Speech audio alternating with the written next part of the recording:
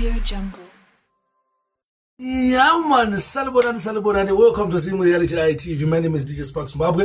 Dilipo pana patnongwafa my latest. Patnokuza zvinenge zvichitika matimu mana ose enyika. Nasi mufaro wandinawo mufaro wakanyanyisa because team yangu, my team, Naiza Boom Films. Yawana endorsement yabva kuna Bombshell. Kana pena singazive Bombshell. Bombshell mumwe wema comedian ari muno mu Africa anobva pa Nigeria apo. Anotopisawo zvake vazhinji athingi tese tinomuziva kana tiri vanhu vanofarafara macomedy tinomuziva.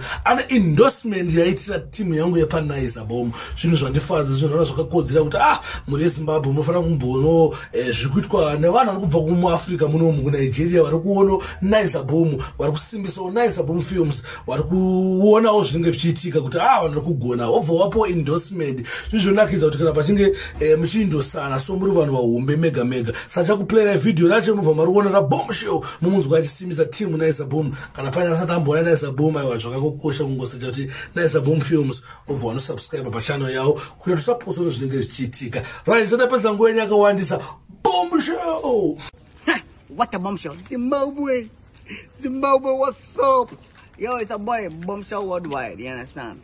Keep your gardens and burn your boats, you understand? Yo, subscribe to Naiza Boom Films, yeah? They deal in all kinds of skit, all kinds of advertisement. Subscribe to their YouTube channel and make sure that you follow them on Facebook, Instagram, and everywhere, you understand? Naiza Boom Films, best entertaining company in Zimbabwe. I just want to keep your gardens and burn your bushes. Right, Bombshell mamunzu kwa mamona mkuma chiti subscribe Naiza Boom. Naiza Boom iri kupisa kwa nyanga ku Nigeria iri kuzikana kuti dafu ma1 jatwero ma1 jedza vovo paida vanhu vese senzene vari koko ma1 zvinhu zvinofadza na Mogobex zvizvonakidza na mukoma dhimba wachiita se vachione kuone dzimwe nyika. Zvizvo ndo ma levels atende chitry kutaura, ndo ma levels atende chishuwira se muri yeZimbabwe kuti ma levels ngasvike ikoko. Big up yourself, Bombshell.